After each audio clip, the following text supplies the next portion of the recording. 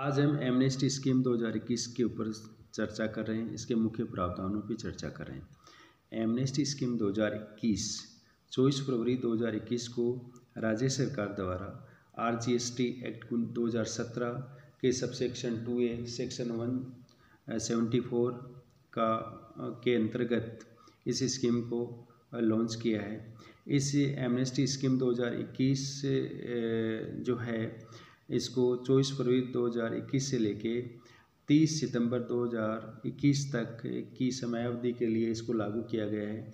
इस स्कीम के अंतर्गत ऐसे प्रकरण शामिल होंगे जिनमें 30 जून 2017 तक डिमांड का क्रिएशन हुआ है या उस समय से संबंधित हैं। इस स्कीम 54 को शामिल किया गया है, RST एक्ट 1994 को शामिल किया गया है, CST एक्ट 1956 को शामिल किया गया है, RVET एक्ट 2003 को शामिल किया गया है। इसके अलावा इसके अंदर Rajasthan tax on entry of goods into local areas 1999 को शामिल किया गया है। इसके अलावा Rajasthan tax on entry of motor vehicle into local areas 1988 को शामिल किया गया है। इसके अंदर Rajasthan entertainments and advertisement tax act 1957 को शामिल किया गया है।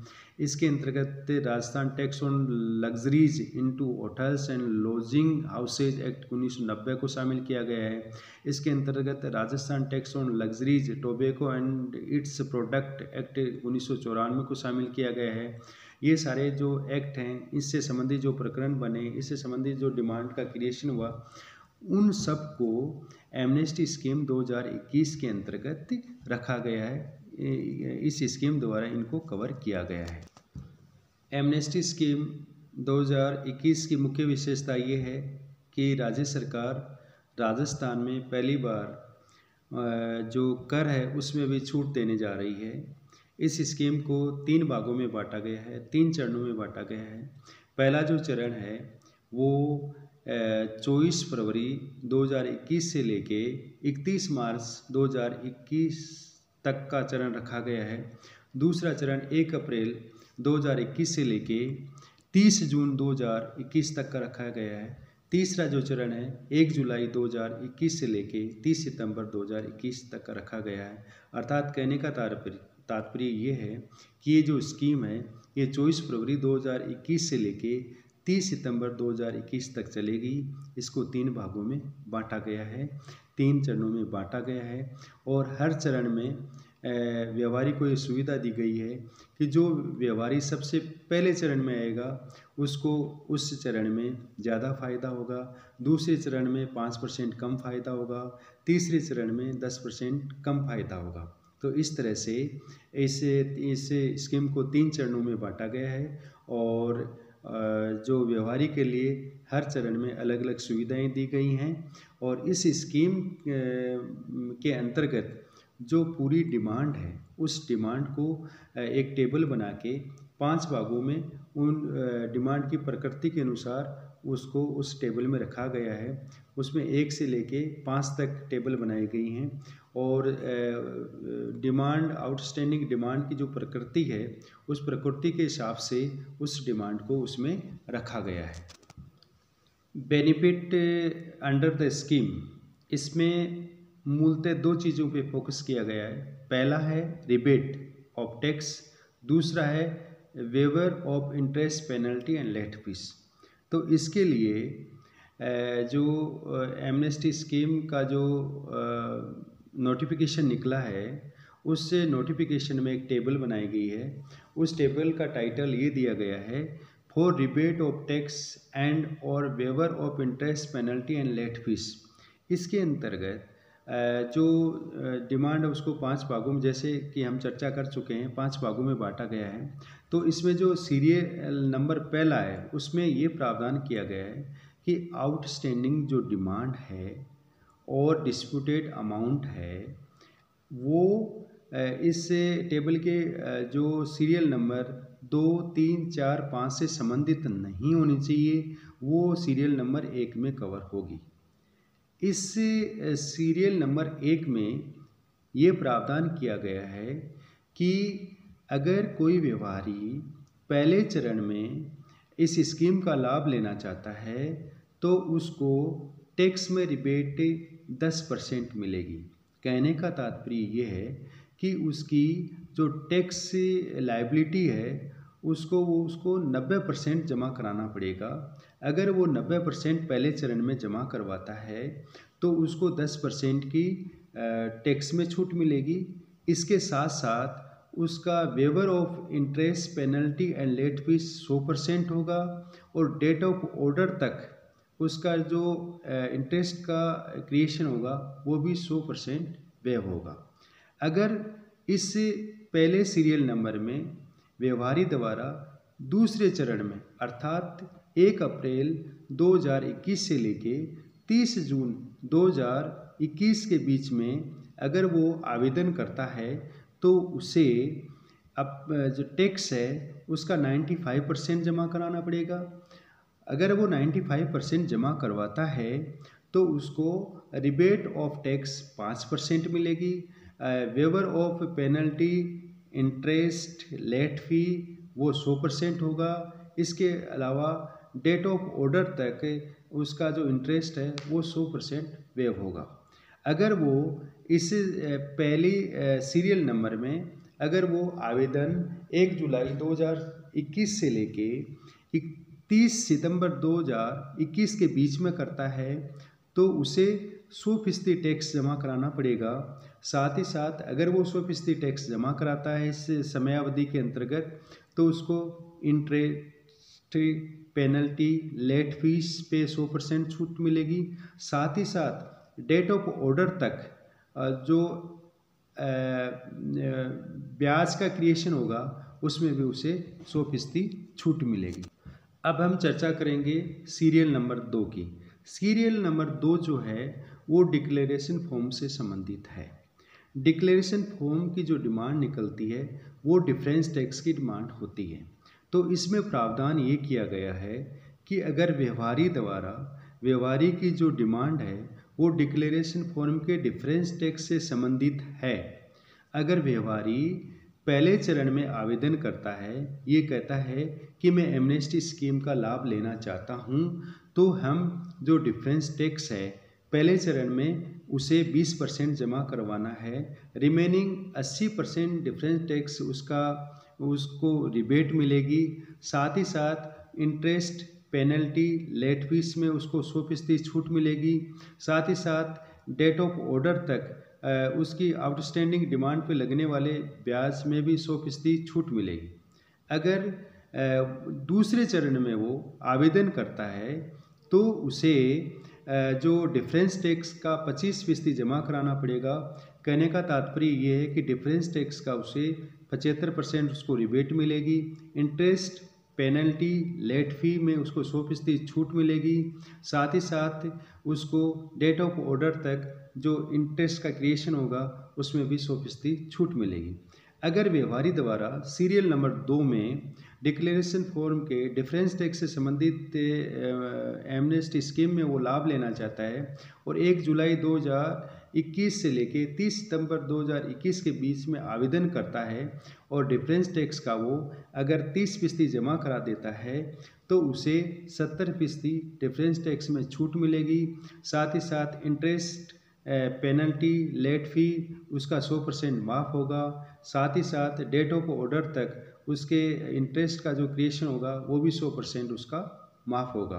तो ये दूसरे कॉलम में जो ये प्रावधान है डिफरेंस टैक्स डिक्लेरेशन फॉर्म, लेकिन इसकी मेन विशेषता ये है कि ये कॉलम 1, 3, 4 और 5 से संबंधित नहीं होना चाहिए। करेंगे सीरियल नंबर 3। जो आउटस्टैंडिंग डिमांड या जो डिस्प्यूटेड अमाउंट है उसका जो कैटेगरी 3 है उसके अंतर्गत 3 चीज़ों को रखा गया है। पहला ये है कि रेट ऑफ टैक्स को लेके कोई डिस्प्यूट है। दूसरा क्लासिफिकेशन ऑफ गुड्स को लेके कोई डिस्प्यूट है। तीसरा इंटरप्रिटेशन ऑफ एक्ट को लेके डिस्प्यूट है। तो ऐसे मामलों में हम जो टैक्स को जो है वो 2 भागों में हमने बांटा है। पहला भाग है इसमें एडमिटेड टैक्स, दूसरा भाग है डिस्प्यूटेड टैक्स। अगर इस कैटेगरी में व्यवहारी द्वारा एमनेस्टी स्कीम के अंतर्गत पहले चरण में आवेदन किया जाता है तो एमनेस्टी स्कीम के प्रावधानों अनुसार अगर व्यक्ति पहले चरण में व्यवहारी द्वारा पहले चरण में अगर आवेदन किया जाता है तो एडमिटेड टैक्स उसको 100% जमा कराना पड़ेगा, लेकिन डिस्प्यूटेड टैक्स में उसको 50% ही जमा कराना है, 50% की उसको छूट मिलेगी। तो रिबेट के अंदर 50% डिस्प्यूटेड टैक्स में छूट है, 100% पेनल्टी इंटरेस्ट लेट फीस में छूट है और ऑर्डर ऑफ डेट तक उस पर लगने वाले ब्याज में 100% छूट है। अगर व्यवहारी द्वारा दूसरे चरण में इस कैटेगरी में आवेदन किया जाता है तो इस कैटेगरी में एडमिटेड टैक्स उसको 100% जमा कराना है, लेकिन उसको डिस्प्यूटेड टैक्स 55% जमा कराना पड़ेगा। इसका मतलब ये हुआ उसको डिस्प्यूटेड टैक्स में 45% की छूट मिलेगी, लेट फीस, पेनल्टी, इंटरेस्ट और ऑर्डर ऑफ डेट तक उसको 100% छूट मिलेगी। इसके अलावा अगर तीसरे चरण में व्यवहारी द्वारा आवेदन किया जाता है, व्यवहारी द्वारा अपना एप्लीकेशन उसके द्वारा लगाई जाती है, तो इसमें एडमिटेड जो टैक्स है वो 100% उसको जमा कराना पड़ेगा, डिस्प्यूटेड जो टैक्स है उसको 60% जमा कराना पड़ेगा। इसका मतलब ये हुआ कि 40% डिस्प्यूटेड टैक्स में उसको छूट मिलेगी, साथ ही साथ इंटरेस्ट, पेनल्टी, लेट फी में उसको 100% छूट मिलेगी और डेट ऑफ ऑर्डर तक उस पूरी अमाउंट पे लगने वाले ब्याज में उसको 100% छूट मिलेगी। ये प्रावधान जो है सीरियल नंबर 3 में है। इसका मतलब ये हुआ कि serial number 1, serial number 2, serial number 4, serial number 5 से संबंधित या कैटेगरी से संबंधित कोई भी आउटस्टैंडिंग डिमांड इस कैटेगरी में नहीं होनी चाहिए। अब हम चर्चा करेंगे सीरियल नंबर 4, कैटेगरी नंबर 4।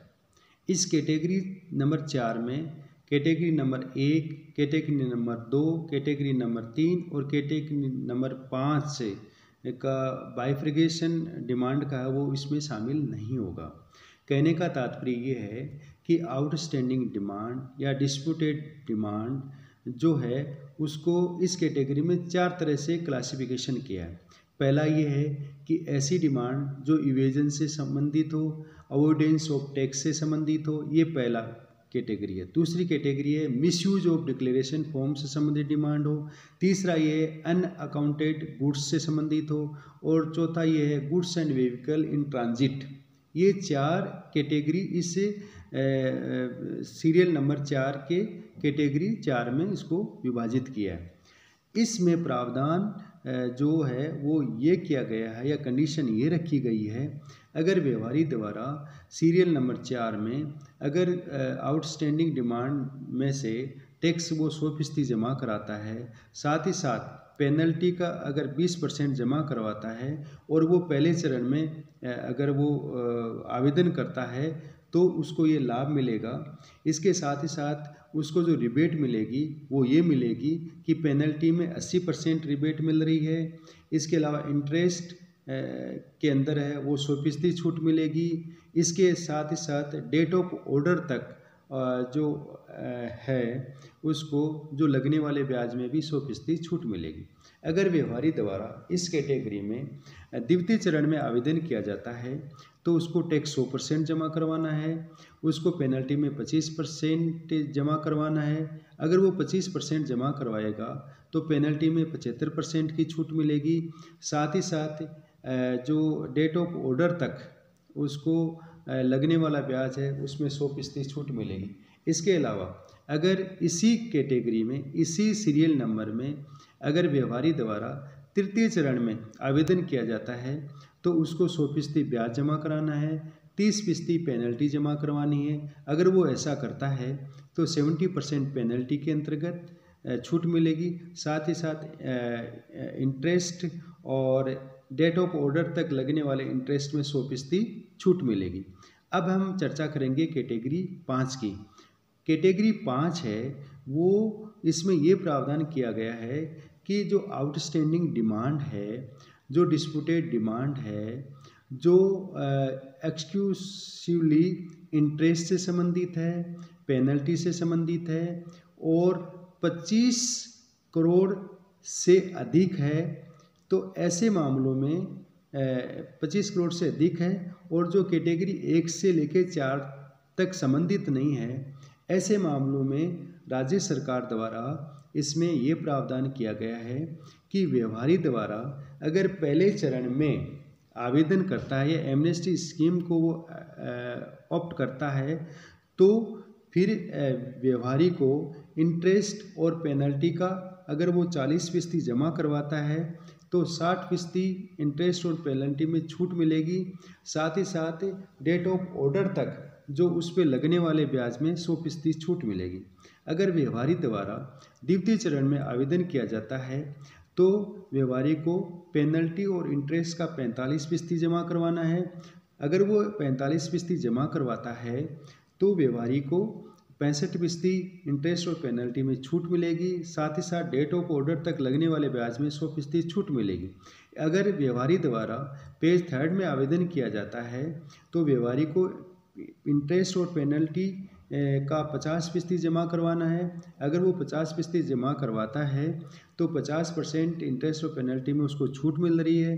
साथ ही साथ डेट ऑफ ऑर्डर तक लगने वाले ब्याज में 100% छूट मिल रही है। इसके अलावा इस एमनेस्टी स्कीम में स्पष्टीकरण और शर्तों का उल्लेख किया गया है। मैं सारी शर्तें और स्पष्टीकरण पे ज़्यादा चर्चा नहीं करूँगा।